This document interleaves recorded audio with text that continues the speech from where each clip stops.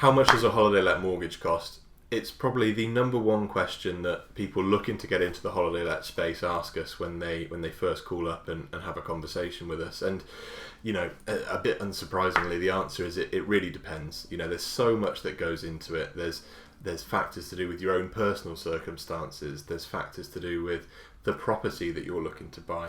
There's factors to do with the income the property is going to generate. And then, of course, there's what's going on in the market at that time. So it's really impossible to say how much a holiday let costs. But what we do know is that it is typically going to be a bit more than your residential mortgage, the mortgage on your home where you live.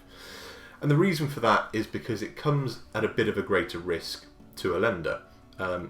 Your home is dependent on your income, which is hopefully fairly stable, and your credit commitments. Whereas the holiday let world, it's based on the rental potential of the property. So how much that property is going to generate throughout the year, through the different seasons of rental periods to holiday makers. So because of that variability and variety in there, there's an increased risk to the lender, and that's why you'll typically find that a holiday let is a bit more expensive than your residential mortgage. So what do we know about the cost of these? Well, we can look at what you need to have in terms of a deposit. It's going to need to be north of 20%. There's a few lenders who offer 20% deposits.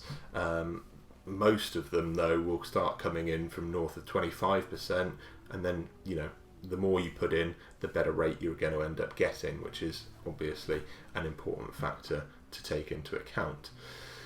Borrowing amounts vary from lender to lender. Typically as low as 50,000 would probably be the norm. There are a couple lower, all the way through to 750,000 or even £1 million. And actually, for the right property and the right set of circumstances, there are lenders that will go to £2, even £5 million.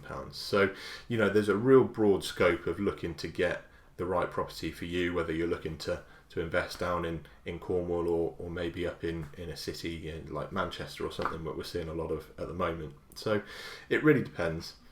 And I think the crucial thing to understand is that getting a holiday let mortgage needn't be too much more difficult than getting a standard residential mortgage. When it gets a bit specialist and a bit nichey, people tend to get a bit scared and think it's going to be overcomplicated.